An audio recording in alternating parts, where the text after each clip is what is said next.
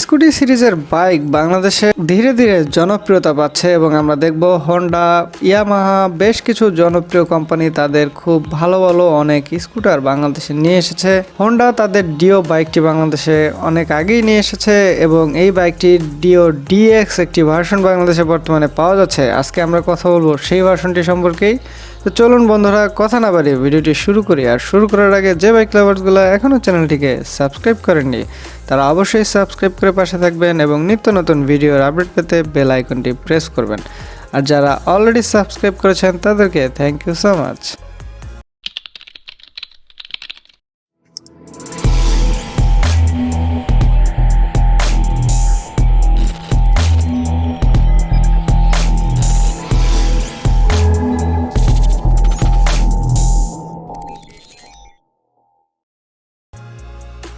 বন্ধুরা, শুরুতে এর ইঞ্জিন সম্পর্কে জেনে নেই। এর ইঞ্জিনে ব্যবহার করা হচ্ছে একটি 109.19 CC single cylinder 4 stroke engine এবং এই স্কুটার সিরিজের বাইকগুলো ম্যাক্সিমামই কুলিং সিস্টেমে তারা ফ্যান কুলিং সিস্টেম যুক্ত করে। এই বাইকটিতেও তারা ফ্যান কুলিং সিস্টেম যুক্ত করেছে এবং এর গিয়ার বক্সও অটোমেটিক। স্টার্টিং মেথডে তারা সেলফ কিক দুইটা সিস্টেমে যুক্ত করে রেখেছে।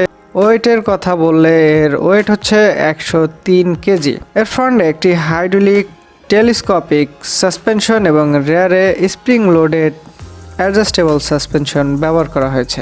তবে এর ফ্রন্টের যে সাসপেনশনটি ব্যবহার করা হয়েছে, ফ্রন্টে যদি একটি হাইড্রোলিক টেলিস্কোপিক সাসপেনশনের জায়গায় আপগ্রেড যে সাসপেনশনগুলো বর্তমানে চলে এসেছে সেই সাসপেনশন ব্যবহার করা হতো, আমি মনে করি অবশ্যই বাইকটির সাসপেনশন রেসপন্স ভালো হতো। এই বাইকটির আমি মনে করি একটাই অপূর্ণতা আমার কাছে মনে হয়েছে, এর ফ্রন্টের যে সাসপেনশনটা, এই সাসপেনশনটা আমার কাছে খুব বেশি ভালো মনে হয়নি। এর সাসপেনশন ফিডব্যাক আমার কাছে, এর ফ্রন্টের সাসপেনশন যে ফিডব্যাকটা রয়েছে আমার কাছে যথেষ্ট মনে হয়নি। এর ফ্রন্টে 130 mm এর ড্রাম এবং এর রেয়ারে 130 mm এর ড্রাম ব্রেক ব্যবহার করা হয়েছে এবং ফ্রন্টে 90-110 সেকশনের এবং এর রেয়ারে 90-110 সেকশনের টিউবলেস টায়ার ব্যবহার করা হয়েছে। হেডলাইটের বিষয়ে কথা বললে সামনে 35 ওয়াটের 12 ভোল্টের হ্যালোজেন বাল্ব, এর রেয়ারেও 12 ভোল্টের বাল্ব ব্যবহার করা হয়েছে। তবে বাইকটির সামনে এলইডি ডিআরএল সংযুক্ত রয়েছে, যেটা বাইকটির লুকিংটাকে আরও বেশি সুন্দর করে তুলেছে। এর সামনের এলইডি ডিআরএল বাল্ব, বাইকটির ডিজিটাল মিটার রয়েছে এবং এর ব্রেকিং সিস্টেমে তারা সিবিএস ব্রেকিং সিস্টেম ব্যবহার করেছে।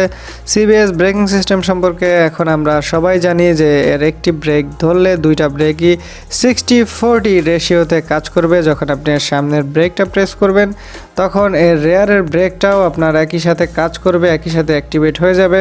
তো সেক্ষেত্রে ব্রেকিং রেসপন্স অনেক বেশি আপগ্রেড হয় সিবিএস ব্রেকিং সিস্টেমে। এই ব্রেকিং সিস্টেমটা আমি মনে করি একটু লোয়ার সিসির যে বাইকগুলো রয়েছে প্রত্যেকটা বাইকে আমি মনে করি এর সিবিএস ব্রেকিং সিস্টেম সংযুক্ত করা উচিত। বাইকটির প্রাইস নিয়ে যদি কথা বলি তাহলে স্কুটার সিরিজের মধ্যে এর প্রাইসও বেশ সহনশীল রয়েছে। 1,46,900 টাকা বর্তমানে এই বাইকটি মার্কেটে পাওয়া যাচ্ছে এবং এই বাইকটির আপডেট প্রাইস, যে কোনো বাইকের আপডেট প্রাইস, টিপস, রিভিউ যে কোনো কিছু জানার জন্য অবশ্যই ভিজিট করুন bikelovers.net এই ঠিকানায়। ভালো এবং মন্দ দিকের কথা যদি বলি, ভালো দিকের কথা দিয়েই শুরু করা যাক।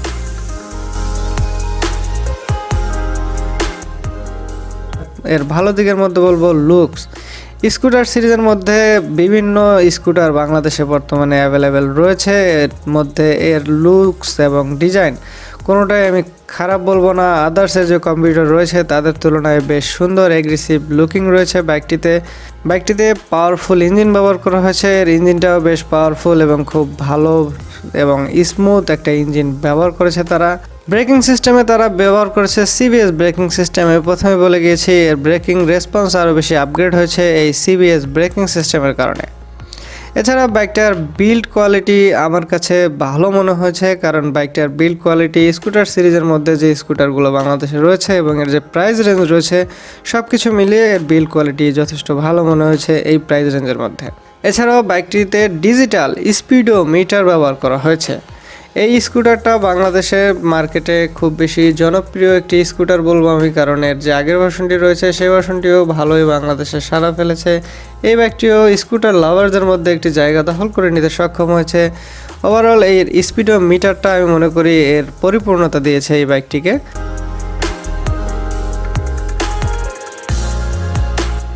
খারাপ দিকের কথা যদি বলতে হয়, আগেই বলে গিয়েছি সাসপেনশন এর যে ফ্রন্টের হাইড্রোলিক সাসপেনশন ব্যবহার করা হয়েছে, টেলিস্কোপিক হাইড্রোলিক যে সাসপেনশনটি ব্যবহার করেছে, আমার মনে হয় এর ফিডব্যাক যথেষ্ট নয়।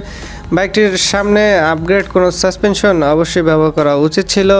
বর্তমানে এর স্কুটার সিরিজের মধ্যে অনেক আপগ্রেড সাসপেনশন সংযোজন করা হচ্ছে, সেই ক্ষেত্রে এই বাইকটিতে সাসপেনশনটা আরেকটু আপগ্রেড করা উচিত ছিল।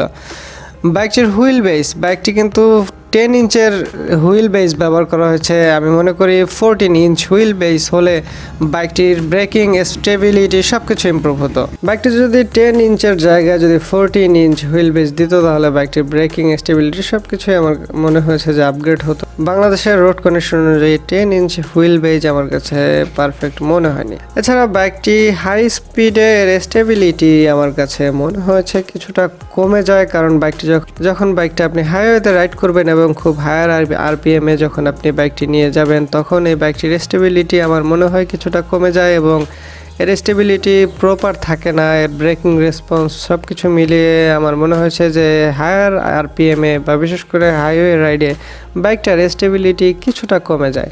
তো এটা নিয়ে খুব বেশি চিন্তার কিছু নেই, খুব মেজর কোনো ইস্যু নয়। আসলে স্টেবিলিটির যে ইস্যুটা আমি বললাম, একটা স্কুটার নিয়ে আপনার সচরাচর বা রেগুলার হাইওয়েতে রাইড করা হবে না, সেক্ষেত্রে এটা নিয়ে খুব বেশি চিন্তিত হওয়ার কিছু নেই। তো বন্ধুরা, যারা স্কুটার পছন্দ করেন, অনেক স্কুটার লাভার বাংলাদেশের রয়েছে এবং বাংলাদেশের মার্কেটেও বর্তমানে অনেক ভালো ভালো, অনেক সুন্দর সুন্দর এবং অনেক হায়ার প্রাইজের স্কুটার চলে এসেছে। হন্ডাও তাদের অনেক আপগ্রেড স্কুটার নিয়ে এসেছে। এছাড়া ইয়ামাহা সম্পর্কে আমরা জানি।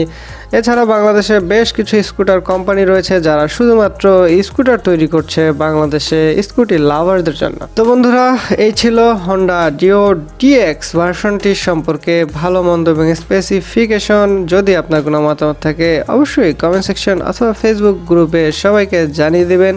ভিডিওটি ভালো লাগলে অবশ্যই একটি লাইক করবেন, অবশ্যই শেয়ার করতে ভুলবেন না। আর যারা চ্যানেলটিকে এখনও সাবস্ক্রাইব করেনি, তারা অবশ্যই সাবস্ক্রাইব করে পাশে থাকবেন এবং নিত্য নতুন ভিডিওর আপডেট পেতে বেল আইকনটি প্রেস করবেন।